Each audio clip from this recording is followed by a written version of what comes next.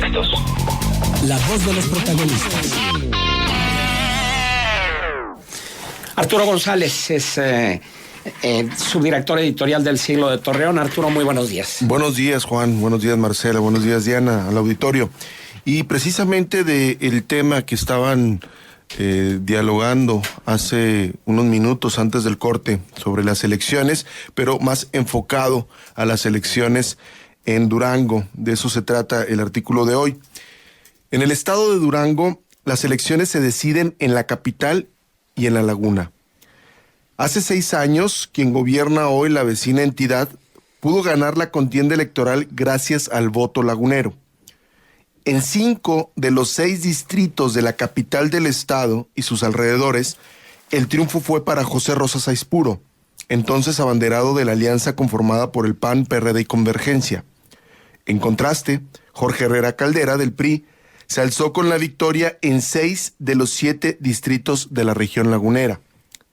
La ventaja de Rosas Aispuro sobre Herrera en el centro del estado fue de 10,936 votos. La de Herrera sobre Rosas Aispuro en la comarca fue de 23,609, es decir, el doble. Los laguneros que salieron a las urnas en 2010 le dieron al actual gobernador los votos para remontar su debilidad en la capital duranguense y los alrededores. ¿Fue correspondido este favor durante su administración? ¿Marcó este hecho una diferencia en el trato que durante décadas ha recibido la laguna por parte de los gobiernos estatales? La inversión pública productiva es uno de los mejores indicadores para conocer la distribución de los recursos del erario en el estado. No obstante, el gobierno duranguense, como muchos otros gobiernos, no dispone de un formato accesible a esa información. El ciudadano de la laguna de Durango, como el de cualquier otra región, no sabe ni puede saber cuántos centavos por cada peso invertido se van a obras y programas para su beneficio directo. Ante este vacío de información, no queda de otra que revisar los hechos más conocidos. Ahí está, por ejemplo, el Parque La Esperanza en Gómez Palacio, que se promovió como el principal pulmón de la ciudad, pero quedará incompleto y con deterioro ya a la vista. O el nuevo Hospital General, cuya construcción pudo arrancar luego de innumerables retrasos y que tampoco será terminado para cuando concluya la administración, al contrario de lo ocurrido con el Hospital 450 de Durango. O las erráticas obras de pavimentación del Parque Industrial Lagunero, que luce destruido en la mayoría de sus calles. O la postergación del periférico ferroviario para sacar las vías del tren de la zona urbana, obra que ya se encuentra en funciones en la capital. O el abandono de la infraestructura carretera de la región, que incluye el recorte de recursos del segundo periférico para beneficiar al corredor vial norte de Durango. O el nulo avance en el metroparque del lecho seco del río Nazas por el lado de Gómez Palacio. O el abandono del plan del Metrobús. En suma, proyectos postergados y obras inconclusas dominan el panorama. La situación es muy distinta en materia de inversión privada y empleo, en donde sí se cuenta con datos gracias a las investigaciones que han sido publicadas en los últimos meses.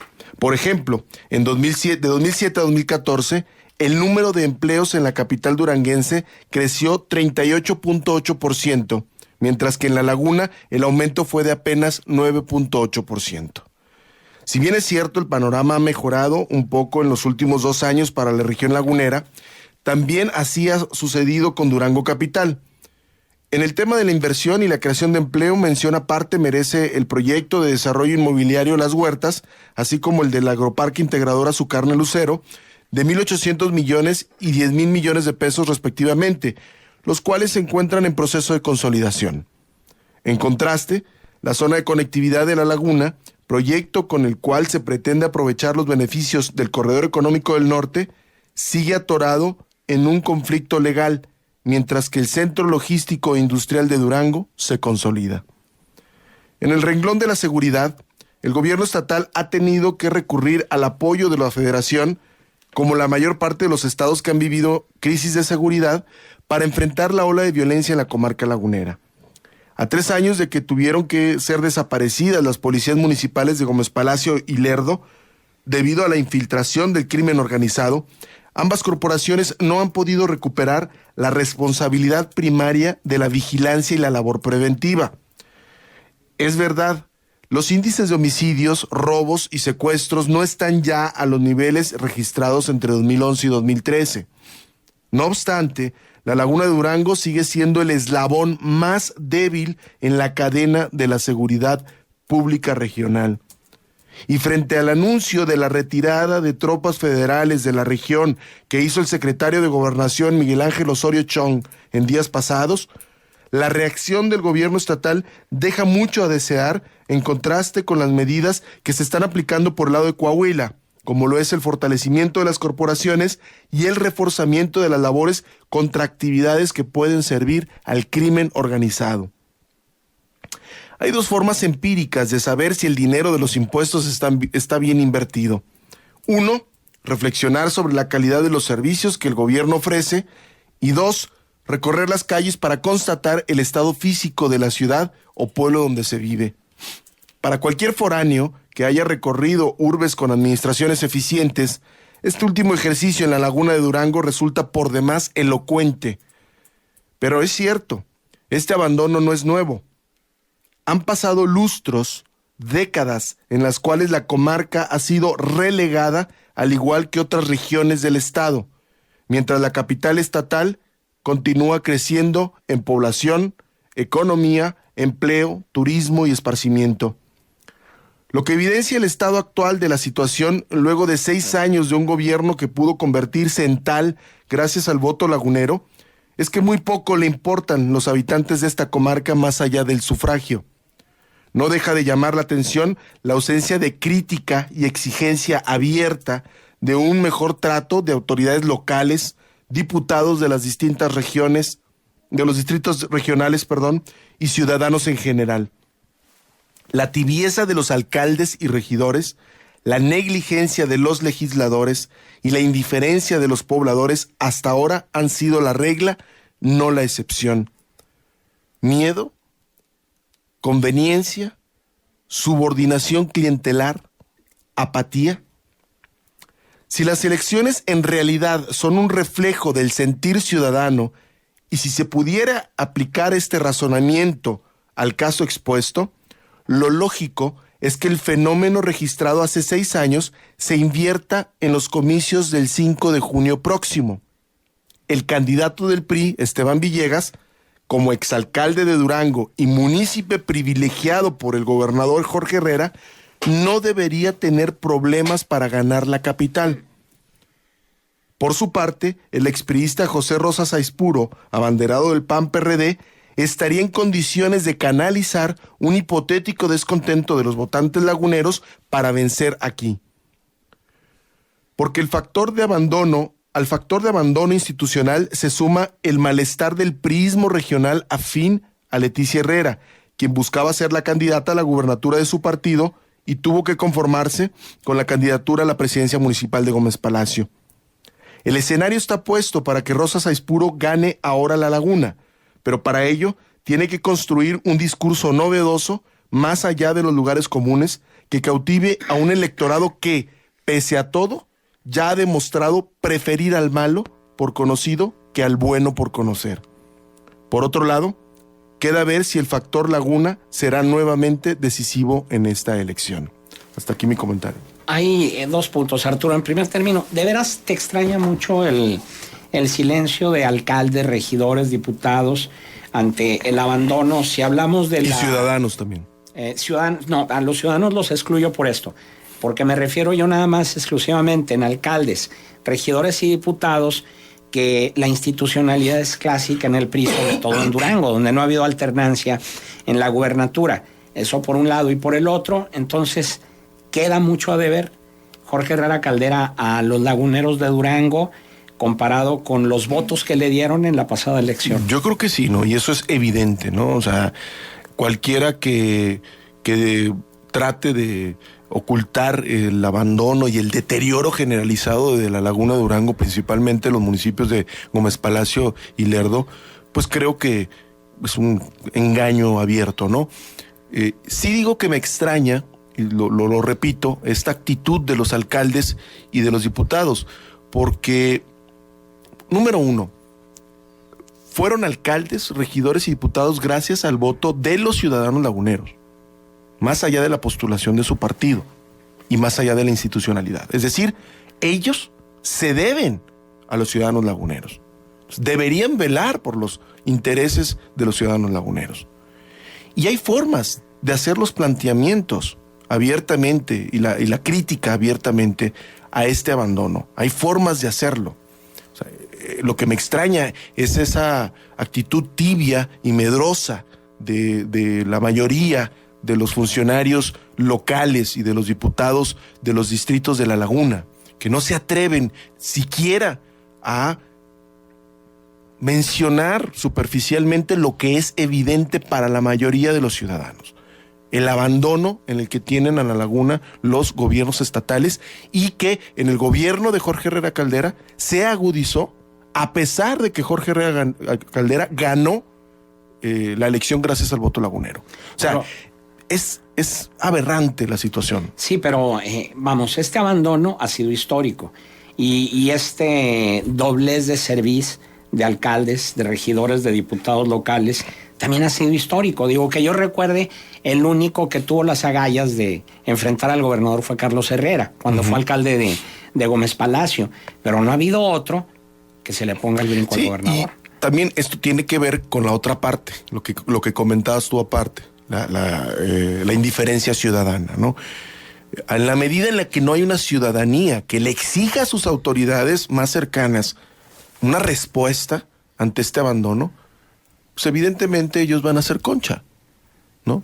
Yo creo que también tiene mucho, o sea, se explica gran parte de este abandono y de esta dejadez, porque no hay que decirlo de otra manera, que es una dejadez de parte de las autoridades locales, en parte de la indiferencia de los ciudadanos. Pero ¿dónde ves tú una mayor incidencia de esta indiferencia? ¿En qué nichos de la población? ¿En una clase media poco participativa, en una clase empresarial poco cuestionadora? De por sí la clase media en la Laguna de Durango es muy... Bueno, yo creo que en todos lados, incluso... No, yo creo que en Torreón... No, en la Laguna, la clase media más fuerte es la de Torreón. Eso es evidente. ¿Pero electoralmente? No, me refiero a una clase media más nutrida y más participativa. Es que ahí es donde no se hace el enlace. Claro. Sí, pero la Laguna de Durango tiene una clase media más débil. Y una clase media que por lo regular tiende a hacer su vida en Torreón, ya sea en cuestión de laboral, de esparcimiento, académica, etcétera, ¿no? Eso tiene mucho que ver, esa constitución. Y que no existe un liderazgo social o de la sociedad civil que permita canalizar el descontento, que no dudo que exista, pero que no se manifiesta.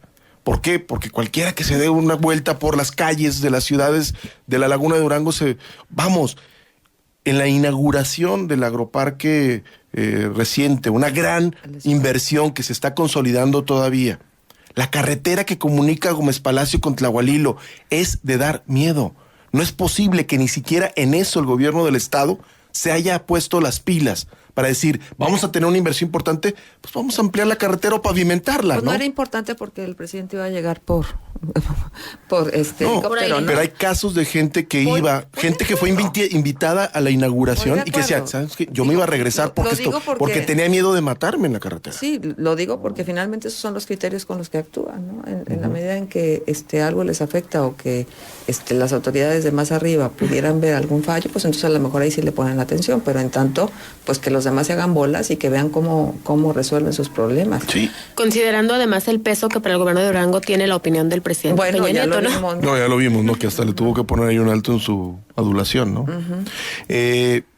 Por una parte, y la otra cuestión interesante es que no sé si se vaya a repetir la fórmula del año pasado. Yo creo que al contrario, o sea, va a pasar que el PRI está en riesgo de perder la Laguna en esta elección, por esta situación.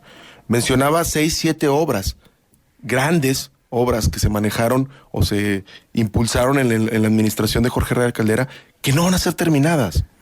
Obras atoradas, obras inconclusas, postergadas, mientras vemos que en Durango Capital sí se avanza y sí se concreta esos proyectos, ¿no? Esto da un escenario de fácil lectura, es decir, Rosa Saizpuro está en posibilidades de ganar La Laguna, no así Durango Capital, porque Durango Capital pues, fue gobernado por el actual candidato a la gubernatura por parte del PRI, lo cual da una idea de que es muy posible que gane Durango Capital. Ahora lo que hay que ver es qué tanto peso va a tener La Laguna en este escenario, ¿no? Que por cierto que dicen que canta bien las rancheras. Sí, también.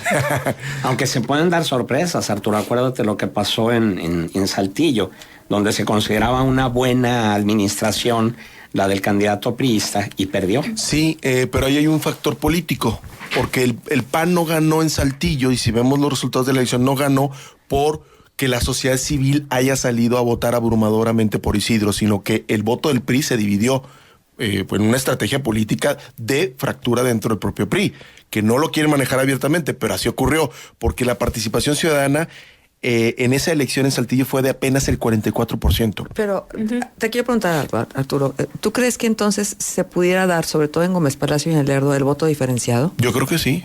Hay un escenario de esa posibilidad. Ojo, pero no quiere decir que sea automático. Lo menciona en el artículo. La Laguna ha demostrado ser o tener votantes que prefieren al malo por conocido que al bueno por conocer.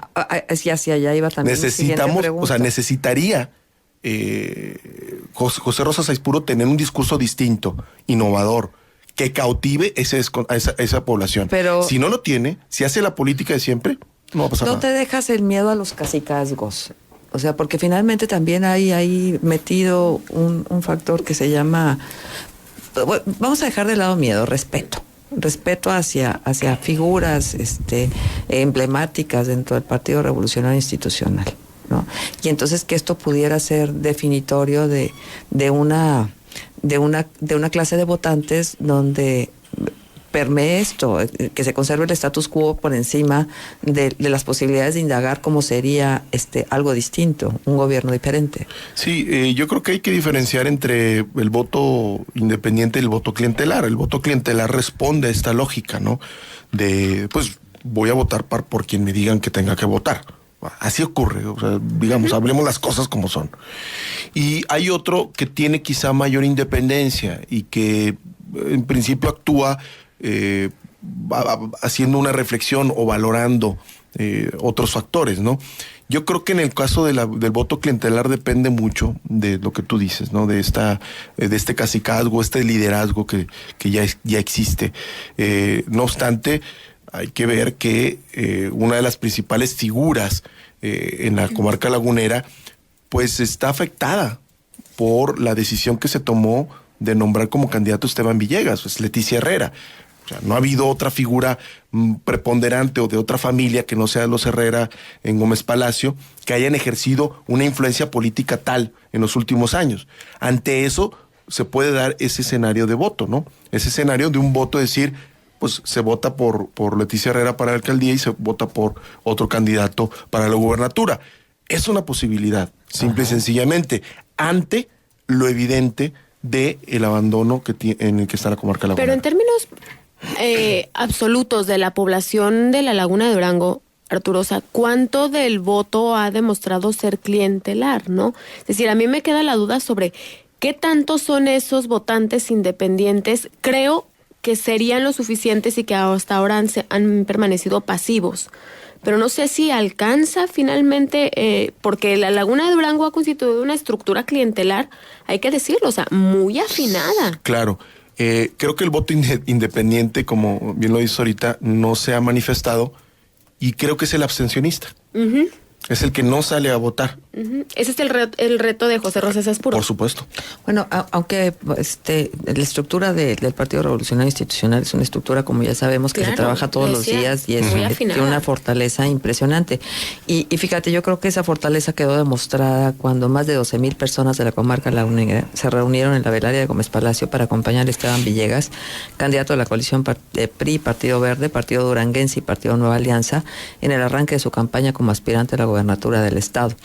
Y bueno, durante el discurso que dio en este arranque de campaña, el candidato anunció que su gobierno dará calzado gratuito a niños y a niñas de todo el estado, y la modernización en los sistemas educativos para todos los niños, y bueno, su incidencia en lo que tiene que ver con la vida de los municipios. Eso fue lo que dijo. Vamos a ver si cómo es acogido pues por los gómez-palatinos, si es suficiente el calzado para niños y niñas. Y en contraparte, ¿qué está sucediendo con todas estas si la estructura del PRI se afina y existe esta, digamos, decisión muy clara de cómo se debe votar, no debe tener muchos problemas Esteban Villegas. El problema es de que esa estructura esté afinada, porque en La Laguna no está muy clara la fortaleza de la figura de Esteban Villegas, ¿no? Bien, Arturo, un punto de contacto. Sí, nos leemos en Twitter @Gonzaga.